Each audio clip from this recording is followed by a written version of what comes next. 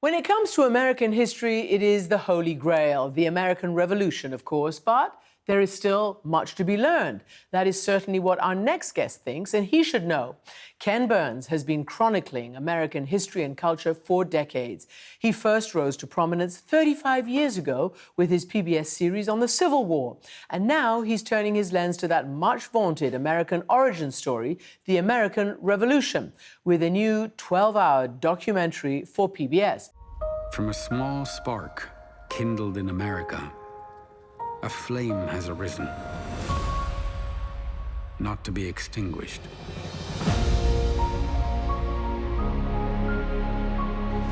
We think about independence movements of the 20th century. You don't always recognize the fact that the United States actually started that. The American Revolutionary Movement served as a model for freedom from oppression. America is predicated on an idea that tells us who we are, where we came from, and what our forebears were willing to die for. Collins said no taxation without representation. The fear was, if we give in to this precedent, what will they do in the future? Crisis changes people. It gave different people different ideas about what they should be doing. It gave them a space to make this democracy real. And he joins Walter Isaacson to talk about it. Thank you, Chris John. And Ken Burns, welcome back to the show. Great to be with you, Walter. You have this multi-part series, The American Revolution, that's coming out. And you say that the American Revolution is the most important event since the birth of Christ. Whoa. Tell me why you think it was that important. I wasn't trying to be provocative.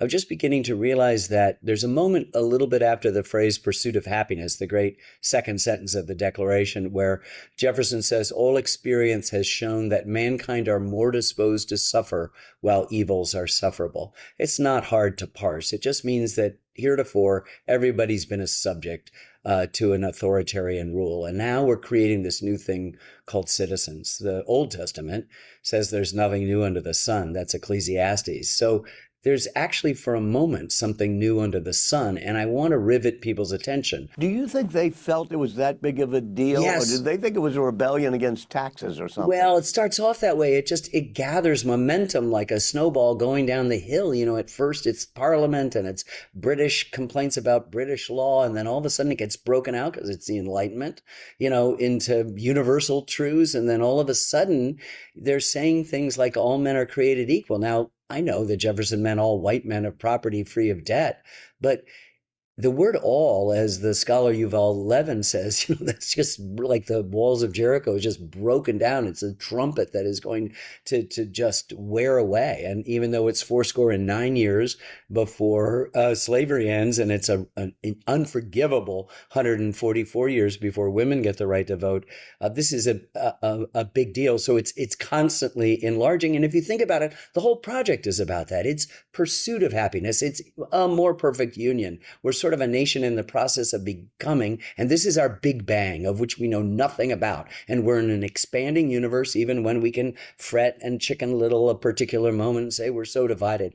We'll go back to our revolution. We're as divided as ever. It's a revolution, and it's a bloody one. It's also a civil war in a way that our own civil war is a sectional war, and it's also a global war, and it is the fourth global war over the prize of North America. So you've got all of these free electrons sort of banging around this thing. And they're people, though, they know how important it is. They're talking about us. They're talking about you and me, Walter. They're saying millions yet unborn. They have a sense of a responsibility, not just to themselves and their families and this crazy, impossible, never going to happen idea that has zero chance of success at Lexington Green on April 1975.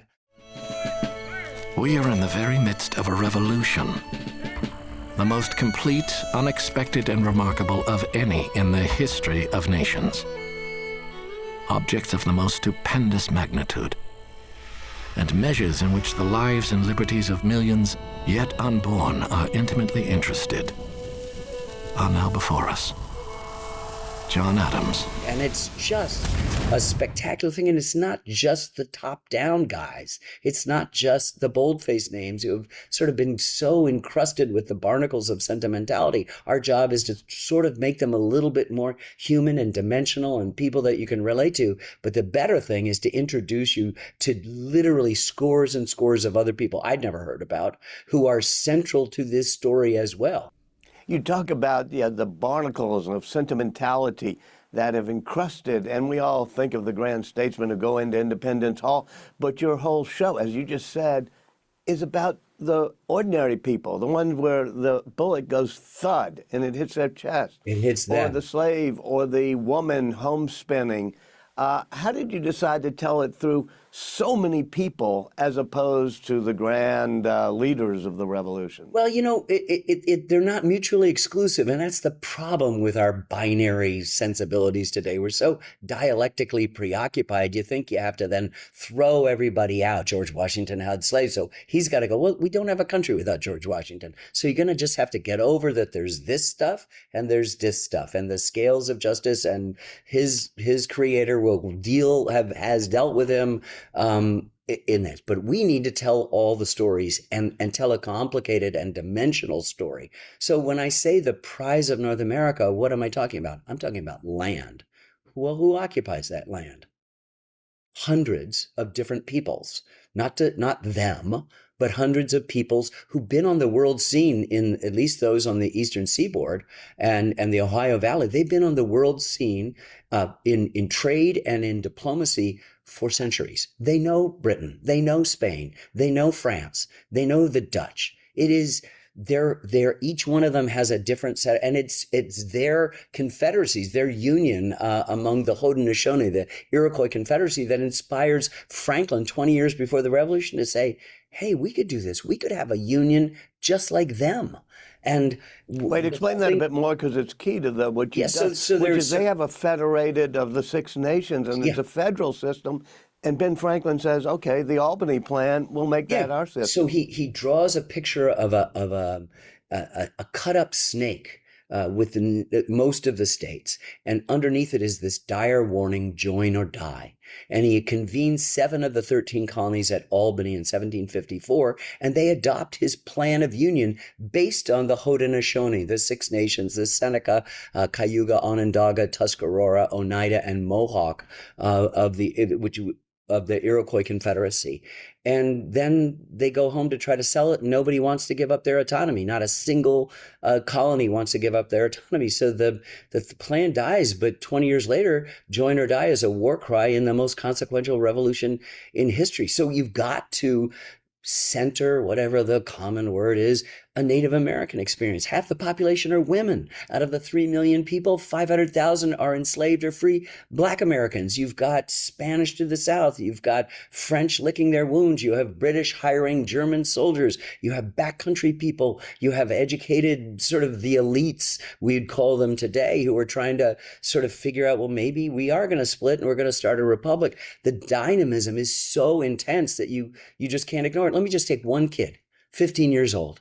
15 years old, signs up a few days after the Declaration in July of 1776, Joseph Plum Martin from Connecticut. He's the archetypal grunt you've met in every film about the Civil War, about World War II, about Vietnam, complaining about the food, complaining about the weather, complaining about the orders, and he's there from the beginning. By the way, you got his letters. We got his letters. Those type of things that form this film. Every private soldier in an army thinks his particular services as essential to carry on the war he's engaged in as the services of the most influential general. And why not?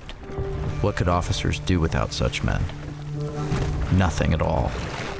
Great men get great praise. Little men, nothing. Joseph Plum Martin comes in. He's blooded in the Battle of Long Island, which is the biggest battle and a total disaster for the Patriots. But he's there at Redoubt number 10 at Yorktown, that's being led by Lafayette and by Alexander Hamilton. But he's leading the charge into this redoubt with the abattis, the spiked French, the logs of the British positions. And he says, the man at my left was hit with a bullet and falls crying bitterly, but there was no stopping us. And there's a great famous painting of the attack over Redoubt number 10, but it is so powerful that there's Joseph Plum Martin, who's right behind him, free black soldiers from Rhode Island who've been promised their freedom once the war is over. And even Connecticut and Rhode Island are talking about compensating their owners for the property that they've lost as a result of this. In this one charge, you've got a Frenchman, our pal, you got Alexander Hamilton, who has played a huge role and will continue to play a huge role in the history of the United States.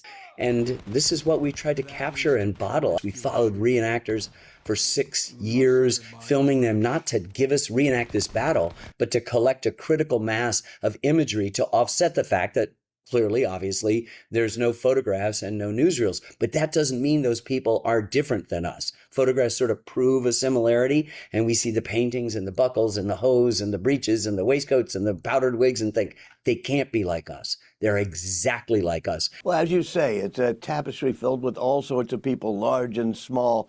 But the hero line throughout is George Washington, the person you've mentioned who's done it all. But you do have to wrestle with the fact that he not only is an enslaver, but a pretty cruel one at that. He also loses a lot of battles and lots of blunders. And he was ruthless to the Native Americans. I think you quote Jane Kamensky in episode 2, do not look for the gilded statues of marble men. That's right. That's the theme of what you've done, is make these people flesh, not marble. But explain how hard that was with Washington.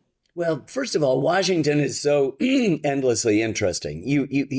But there's no opacity to him. But as you say, if you can take him all in all, then he's dimensional in his failures. He's also incredibly modest, and so the letters that he writes. And so I got the actor Josh Brolin to play him. And I said, Josh, this man is unknowable. Can you help me understand a little bit about him? Let that leak in a little bit. The unparalleled perseverance of the armies of the United States through almost every possible suffering and discouragement for the space of 8 long years was little short of a standing miracle. George Washington. Let's just put it this way. Without Washington's leadership, we don't have a country. And that's the key to this, is that what we do, particularly in a media culture or a computer culture where everything's a 1 or a 0, a yes or a no, a red state or a blue state, is we think it's just divided that way. But everybody has complication and undertow. But, you've got to be able to understand people in their totality and to celebrate that contradiction. And this reminds us of our own lives, the own paradoxes within ourselves and the paradoxes we feel to the people that are closest to us, that we love the most, who remain in some ways inscrutable to us. So good history is, of course, thinking it might not turn out the way you know it did. So many of your documentaries deal with race. Whether it's jazz, whether it's baseball, whether it's civil rights. This one deals with race, too. Explain how you felt race was so critical here. Well, look, it's there in all my other films because the guy who wrote our catechism, the second sentence of the Declaration, we hold these truths to be self-evident. You and I know the story of the word self-evident. More complicated than that all men are created equal. Let's stop there. Owned hundreds of human beings and didn't see the contradiction, didn't see the hypocrisy, and didn't see fit in his lifetime to free any of those slaves, and set in motion an American narrative, not responsible entirely to Jefferson, but symbolically attached to Jefferson because he gave words to our aspirations, our noblest aspirations. So this is going to play out all through the decades, but no more so in this moment when the people, particularly Southern planters and enslavers of a great number of people, are describing what they think George III is doing to them as enslaving them. And the liberty talk, as Jane Kamensky says in our film, is leaky. The people that are serving them are hearing it, and they want it too. Native Americans want it. Women want it too. And well, you give voice to a lot of enslaved and former slaves. And one of the things that struck me is how they had to choose sides in this revolution.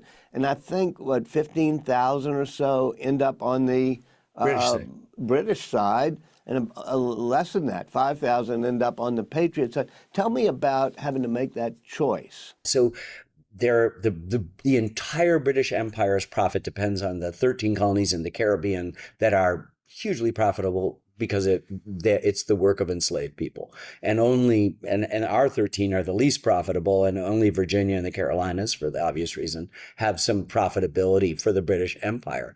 But cynically, Lord Dunmore, who owns other human beings himself, says, well, if you're an enslaved person of a rebel, please come and get your freedom from me. If you're the enslaved person of a loyalist, by the way, stay where you are. You're enslaved for the rest of your life, right? So you're seeing Black families making decisions about what to do, running for daylight. And as it turns out, many of them make a decision to fight with the British, or at least align themselves with the British. 5,000 make a decision to fight. We think 20,000 are engaged, 15 fight for the British. Native Americans are making the same kind of choice, but also all other Americans are too.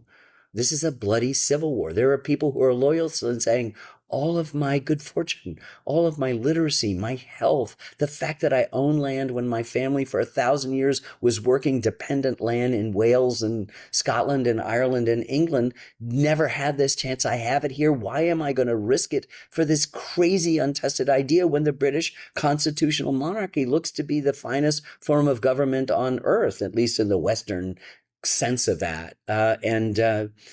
They're not wrong. And so we don't make loyalists bad people. We make them understandable. We have Roger Lamb, an Irish soldier, watching in a lull in the fighting at the Battle of Saratoga. One British soldier, they're trading insults or jokes or whatever. They're happy to have a lull, as all soldiers are. And one just gets up and runs down, jumps in the water and swims midstream. Meanwhile, an American gets down and jumps, and they're two brothers. They embrace midstream. They didn't know, they hadn't talked to each other, seen each other for years, and they were on the other side trying to kill each other in the Battle of Saratoga. Let me read you some of the charges from the end of the Declaration of Independence against the king. And they kind of resonate today in what we would think. One of it is for obstructing laws for naturalization, refusing to encourage immigration here, made judges dependent on his will, kept among us standing armies in times of peace, quartering bodies of armed troops among us, cutting off our trade with all parts of the world, and he's excited domestic insurrections against us. Every one of those, you might notice, could be echoed today. Yeah, you know, our friend Mark Twain is supposed to have said that history doesn't repeat itself, which of course it doesn't. No event has happened twice. But Twain said it rhymes. And anybody who spent any time talking about the past suddenly realizes in every instance, my first film that was on PBS, you know, back in the early 80s on the Brooklyn Bridge, you know, rhymed with things that were going on. This rhymes in spectacular ways. Our job is to tell what happened and to know that it will rhyme, but also to be aware of the fact that you date your film if you say, isn't this so much like this moment? Because what you want with good history is to have it be durable. So anything that that puts my thumb on the scale and says, oh, isn't this like today, is a distraction. It is always going to be like today and tomorrow as it was yesterday. And we benefit from what's happened over the last 50 years in this increase of knowledge since the bicentennial to the semi-quincentennial that gives us a chance to have a complicated American conversation with, I hope, little shouting. Ken Burns, as always, thank you for joining us. Thank you, Walter.